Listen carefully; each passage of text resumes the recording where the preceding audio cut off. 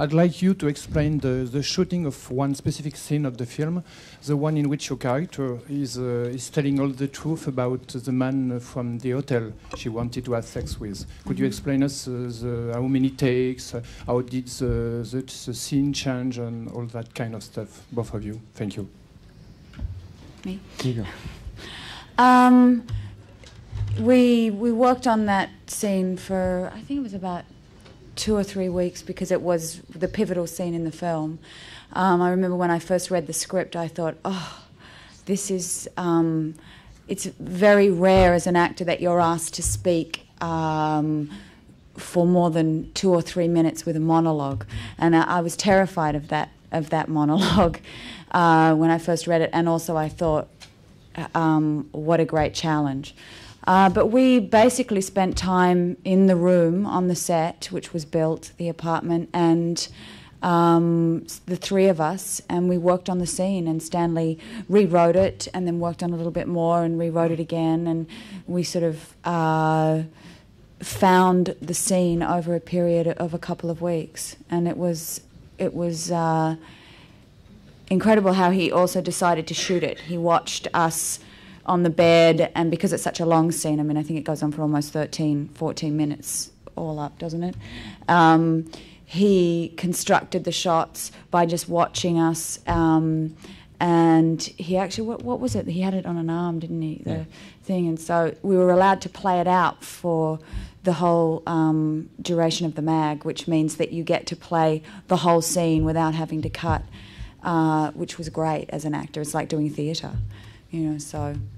And the thing that he did with that scene, and I think that he, at that point we'd already shot the first scene, and we'd been working for quite some time, and we'd thought a lot, the party scene, and he'd thought a lot about it, and he encouraged, he really encouraged us and Nick in that scene to go, you know, he would say, well, you know, what would you say? And he'd just work with her, and then just as an actor working with Nick, she'll work on a scene, then suddenly you can just see her take the character in the scene to another place, and things would just come out. She would ad-lib, you know, when she was going along, and Stanley would write it down, and then he would, you know, come back and edit things out. Or tell her, you know, I like that moment, keep that in there, and that's really how the scene evolved. The monologue itself was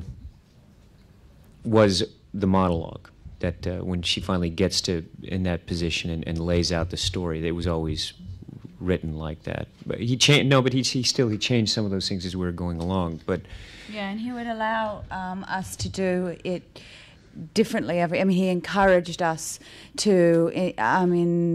Some directors like you to play this scene exactly the same. Stanley liked to be surprised.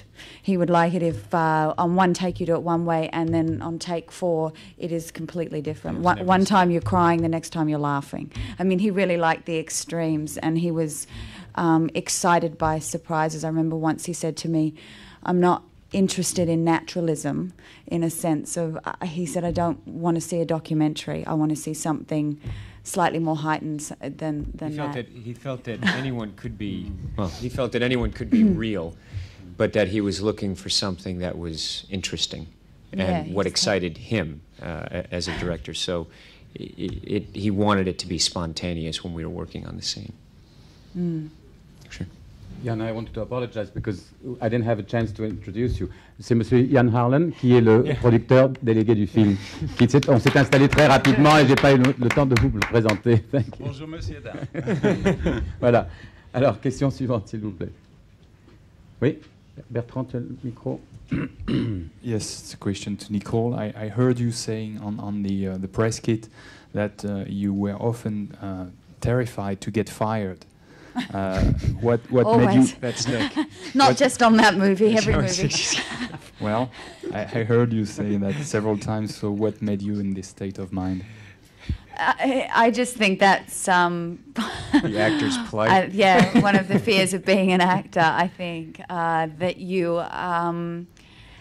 Acting is such an intangible thing. It's not something that you can go and pass a test or sort of write it down and here it is. You're cast a lot of the time because of an essence, and you're not quite sure why you get a role half the time, and you hope that you can bring your talent to the project. But of course, a part of being an actor is doubting that.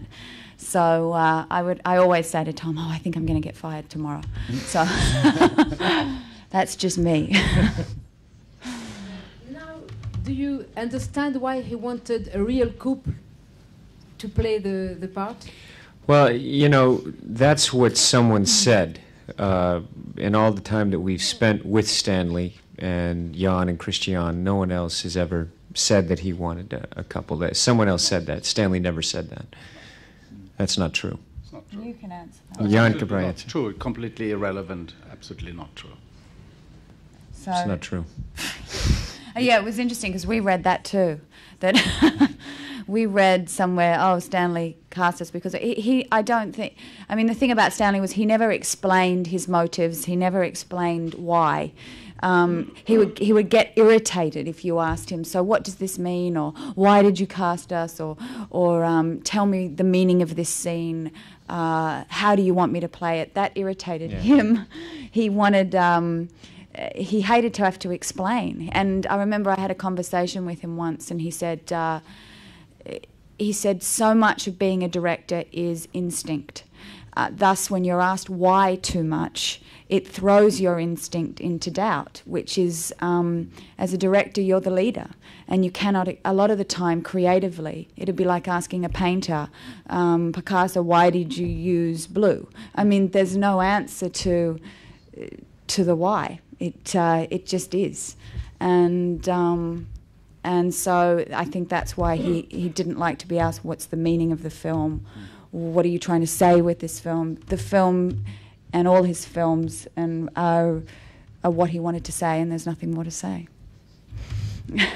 Lisa, you have the mic.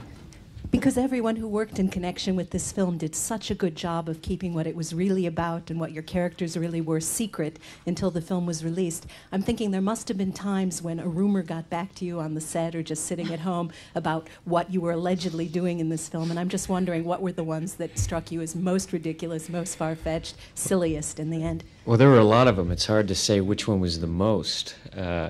Well, there was. I was a junkie, I think, at one stage. But I was wearing dresses. Yeah. Different movie. I don't know, I guess. I'd go and see you in a dress. I wouldn't.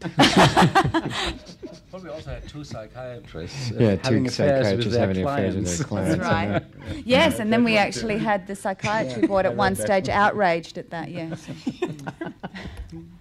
It was interesting, actually, and this was anyway, I'm talking too much. You talk. No, you're not. No. That's what they hear. They want to hear you. Exactly. Jan and Tom, talk a bit, please. All right. It was interesting how when you do not dispel a rumor within, 24 hours, it can become fact. And I think we really saw that in relation to this film. I mean, nobody confirmed or denied anything for about a year and a half. And so within that time, suddenly the plot of the film, everything, no matter how far-fetched it was, had become truth. And we were reading in reputable newspapers and stuff that these were facts, and they obviously were not. So, did you feel safer playing did you feel safer playing those parts with each other, or on the contrary, did you wish sometimes that you were playing with somebody else? For me, it was at times, it's hard to say. But, I mean, I was glad Nick was playing this role because it's a very, very difficult role. They're very difficult roles to play, both of them. And I think that I was glad that she played it just because of her talent. I mean, I'm just talking, whether I was married to her or not. She's my wife, and that had a whole other thing. But just as an actress, I was really excited because she is such a great actress and artist. And to share that experience together is something very special. And I think that we had a lot to offer, because we are married. But at times it was also complex because of the nature of what these this couple is going through at that time, and also when you're making a movie, you know, and you're spending the time that that this film needed, you're sitting on a lot of that emotion for a long period of time, and it can be very difficult. And I think that as good as we are working together, at times it was, you know, because when you're working with someone else, there's a relief. You go home, but it had its pluses and minuses. But I definitely would, you know, I'm very, very fortunate and grateful that we had this experience together. I think also just in terms of working as a married couple together, there's an intimacy that you're allowed. I mean, you can touch each other. Sometimes with another actor, you have to build up that trust. You just immediately, you know, you have that. And also just like I remember in the scene when we were doing the nightmare scene, I call it, where he comes home and I'm in bed, and we did that took quite a long time to shoot, and we were working on that, and just having Tom there, who knows me and knows emotionally what can trigger me and stuff. He could whisper things to me before a take that would immediately put me into the scene. And the power of that, that was something that, you know, a lot of the time you don't have with another actor, because they don't understand your history. And you have a history together that can work for you another time. But then the other thing is you do go home and it lives with you for 24 hours a day, you know, so you are connected for a very, very long period in work and in your private life. Hi. I'd just like to ask you, you read a lot about how Kubrick would close the set. What did that literally mean? Would it be often a case of just the three of you? Would he ever do camera and sound for any of those scenes? How closed was the set, literally? Well, Stanley, you know, you look at that set, his process, the most important thing to Stanley was time. When you look at a budget, time was important to him, so that he could, you know, Stanley, when he was writing a movie, he was writing it. When he was directing the movie, he was directing it. When he was editing the movie, he was editing it. And each element of the picture, he needed to, you know, it takes time. You know, ideas take time. And he was always incredibly patient. He worked nonstop. I'd get faxes from him 3, 4 in the morning sometimes. I'd look at it the next morning. So he never wasted time, but he knew the importance of, you know, so many times when you're making a movie, you're bound by a structure that, you know, sometimes you look back and think, God, if I, you know, now I know why. Now I have the idea what I was looking for. And Stanley would take that time to allow it to evolve. And hence, when he was working on a scene, it would just be the three of us. When he was working on his ideas, and he'd watch us walk around, and then he would, you know, it would depend. He'd look at the staging, but he'd first work on let's get the scene right, and he would rewrite every single day. He rewrote. You know, even when he was cutting, he's rewriting, working. So there wasn't a large crew. It was intimate, very intimate group. And when he was shooting, sometimes, you know, it was just Stanley on the set. Depending, you know, or a camera operator. Because he could operate the camera also. But then if there was dialogue, you'd have the sound man, and he didn't always operate the camera. And if he was shooting on Steadicam, then there would be a couple, you know, focus and stuff like that. But even then, he would use radio mics, and the sound man would be off. And people would come in. But it was a great way to work. It was a great way to work.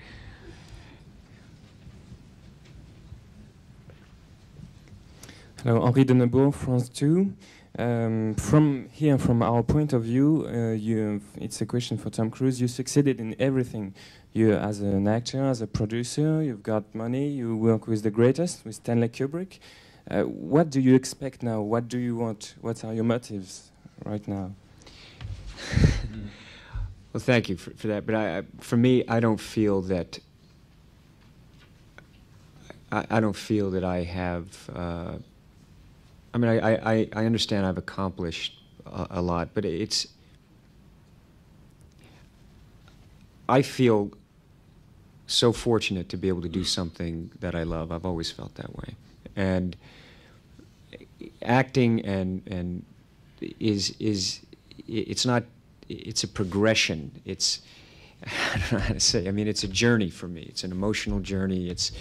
And I love movies. I love making different kinds of movies, and I don't feel that I have accomplished what I want to accomplish with my life. I mean, you're talking long term, I kind of look back and think, wow, what have I done? I mean, I don't have any goals. I want to, I don't know what kind of movie I want to make next year, but I just know that now, I think especially, 37, as a young actor, I was thinking, I hope that I have the opportunities to work as an actor and to learn about movies and to produce movies. I want to help younger filmmakers. I'm producing pictures in that way, and I did a picture, just a cameo in a film called Magnolia for young director P.T. Anderson, and just keep learning, just keep going forward, and hopefully, I'll be able to work the rest of my life.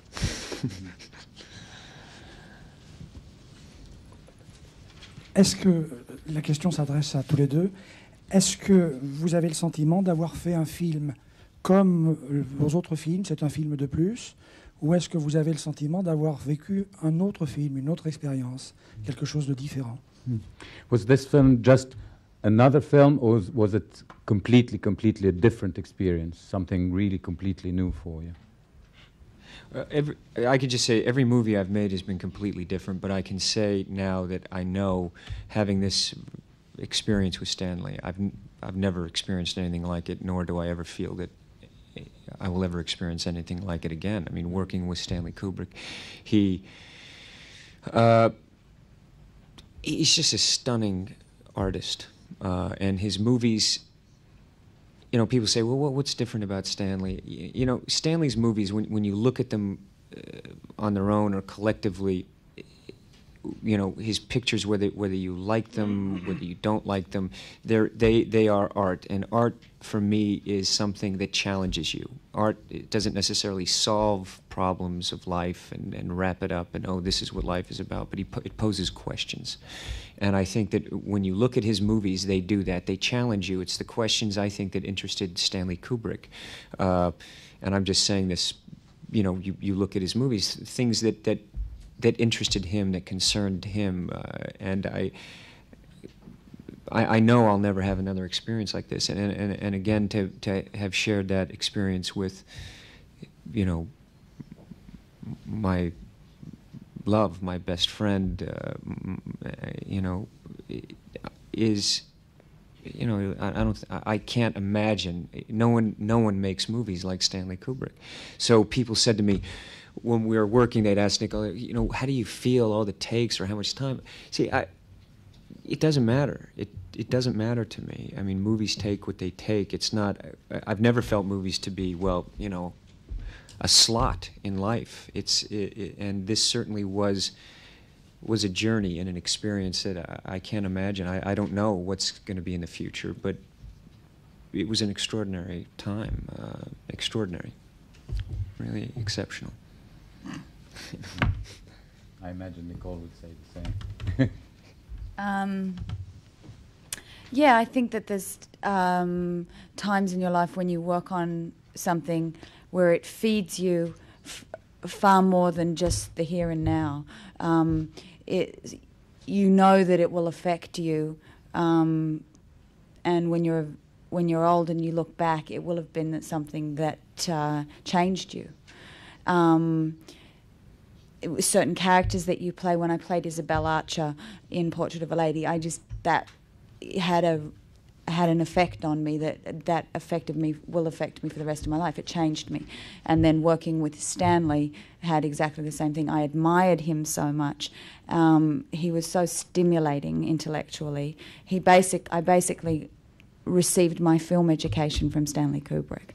So he taught me he would, you know, he gave me the Decalogue series and said, go and watch this. It's some of the greatest filmmaking ever.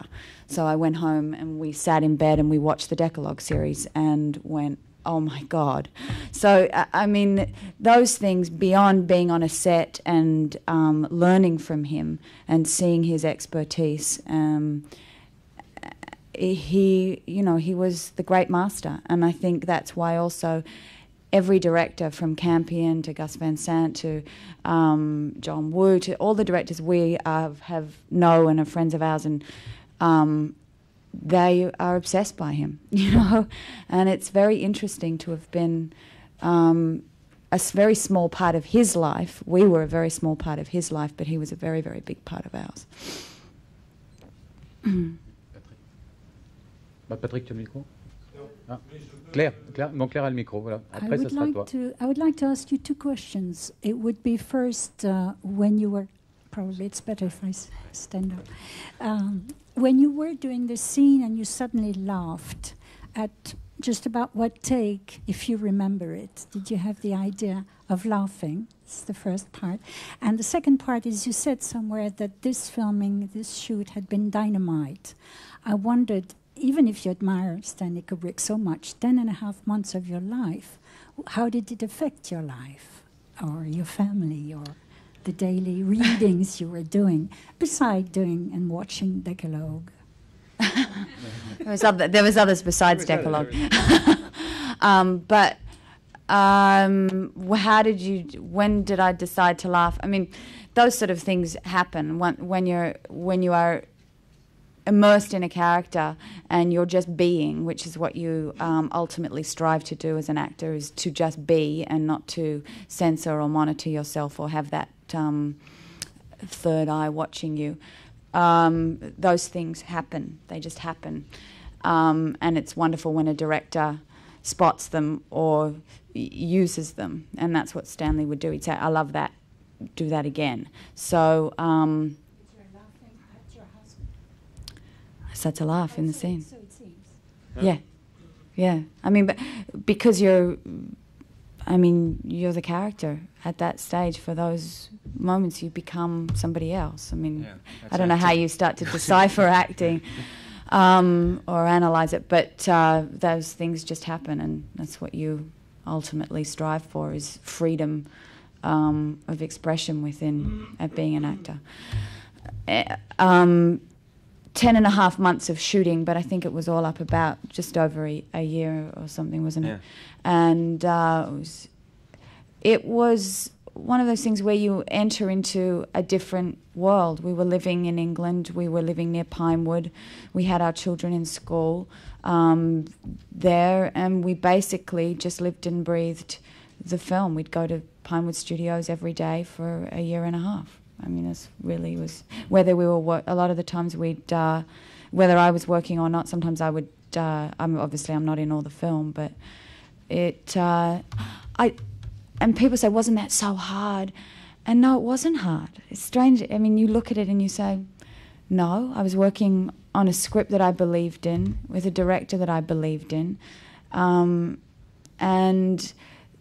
some directors take 3 months to make their films, and they make great films in 3 months. Some can do it in 4 weeks. Some can do it in 10 months. I mean, I think once you start to monitor or try to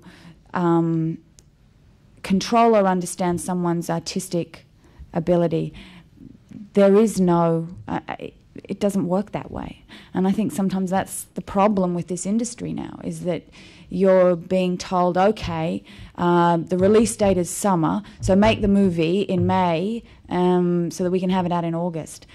And that feels wrong. I mean, I think as an actor, when you work with somebody like Kubrick or any of the greats, you say, here I am, I'm your vessel. Let's work together, and I'm here to help you achieve your vision. I mean, and it's a very gratifying experience. Le micro, je sais pas. I'm going to talk louder. I hope you hear me. Very clearly. The question is for the three of you. We all know that Stanley Kubrick was a great director. He mostly became a myth for all the journalists. We all wanted, for all moviegoers and even the directors you mentioned, we all wanted to meet him, talk with him about his movies. But I would like to know also what kind of man he was, because he was also a human being. And you, Mr. Allen, you were his brother-in-law, so you know him for years now, and you worked with him for 10.5 months. So I suppose you knew him also as a man. So what kind of man was he? Well, I knew him for 40 years, and I've worked with him for 30 years. And he also has changed over 30 years, like we all do in a lifetime. He was a very witty, highly intelligent, interesting character with an enormous net of contacts around the world. He was a telephone man. He was a computer man and a fax man. In fact, he had the very first fax machine that I have ever seen in my life. And he told me, when I questioned him, what are you going to do with this thing? He said, Warner Brothers in California also have one. And I make sure, I'm sure that in about, well, maybe it takes 10 years, most companies will have one. So, you see, he was always a high-tech person. What he did not do, and that is, I think, where most of the myth comes from, is he didn't socialize. He certainly didn't talk to the press, and he certainly wouldn't be sitting here today. He didn't enjoy that. He liked to be at home, and he chose with whom he was in contact. He was not going to be interrogated by anybody. So he was a very, very friendly soul. He was also very difficult. Oh, yes, he was very difficult, very demanding, very precise, and no shortcuts in his life for anybody. I enjoyed it, and that's why we got along so well. So what kind of a man he was? He had 3 daughters. He was married for over 40 years. He had 5 dogs, 3 cats, 4 donkeys. And he made absolutely sure that they were well looked after. I'm not exaggerating when I can say that the vet bill was much, much greater than his personal doctor bill. So, what else can I tell you? He was a great guy. You would have loved him. But, he didn't like these kind of things. No. He just didn't. He was very considerate, patient, kind to work with, always very concerned about how we were doing, how our children are, is everyone comfortable when we're working on the set. Did I have enough to eat? He could discuss, from philosophy, poetry, down to the science of a blocking back in the NFL. He had vast knowledge and incredibly charming man, and I loved him. Nicole, do you have something to add to that talk? Pretty much summed him up. No. On Kubrick, I could go on for hours, of course. Yeah, yeah. I mean, the mess. He was wickedly funny. I mean, I would have to say that. And very, very dry sense of humour, which I love. That's sort of being Australian. That's part of our culture, is a dry sense of humour, and Stanley had it.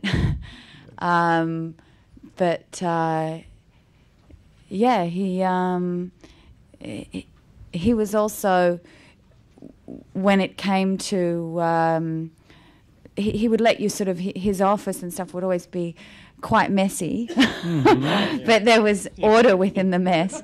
I would go and sit on the floor of his office in the studio, which was at Pinewood. He had his own little section, and he was very unpretentious, and he'd just let me sit on the thing and read his books and go through his papers, and it's just a very different sort of working relationship and friendship than I've ever had. So. Did you ever argue with him? Oh yeah. Stanley, I don't think would have respected you if you didn't argue with him. yeah, we would argue. And he would say, Nicole, you should have been a lawyer, because I would always try to sort of... but he liked that. He wanted that. He didn't want you just to sort of lie down and say, okay, Stanley, whatever you want. He sort of enjoyed that, and he would see the humour in it, and he also never held a grudge. You know, no matter what would happen, every day was a new day, which that's exactly how I like to operate. You know, you don't, I mean, and so I think that's why we all managed to get on so well. Yeah. Alors c'est la dernière question. Dites-moi, je crois que le film a moins marché qu'on ne s'y attendait aux États-Unis. Il n'a pas été très bien compris par les Américains. Est-ce que vous comprenez pourquoi? The impression was that the film didn't work in terms of box office in the United States as well as we were all expecting. Do you have an explanation for that? Well, I don't know what everyone was expecting. The movie is, you know, like all Stanley's movies. They have a life beyond the opening or the first run. I mean, you look at Stanley's movies are for life, and you look at it, you know, in the pantheon of film, you look at Stanley Kubrick. If you want to know movies, you're going to have to look at Stanley Kubrick's pictures, you know, along with the other master filmmakers. So, I mean, you can't... His movies have always, you know, done actually better foreign than they have domestic, historically, even at a time when domestic box office was the main, which it no longer is. I mean, you know, Stanley's films have always done better foreign. But even beyond that, you look at the life of his movies. That's why he was able to make the movies and have the money, because of, you know, being, you know, for a studio to have Stanley Kubrick in their library, it's huge. So I mean, you know, you can't. I also think it's a pity now when films are judged in relation to an opening weekend or their box office, or I think it starts to same way. I mean, it's. I mean, you can, people can, they can continue to do it and probably will, but I think it is sort of, it makes it far more difficult for our industry now, with box office results sort of published all around the world within 12 hours, and then because it made $50 million on its opening weekend versus, you know, $4 million, well, it's a better movie. I mean, I think it's something we all have to fight against in a way. I'm going to wave the European flag a little bit here. Yeah. It's a European film. It's a very European story.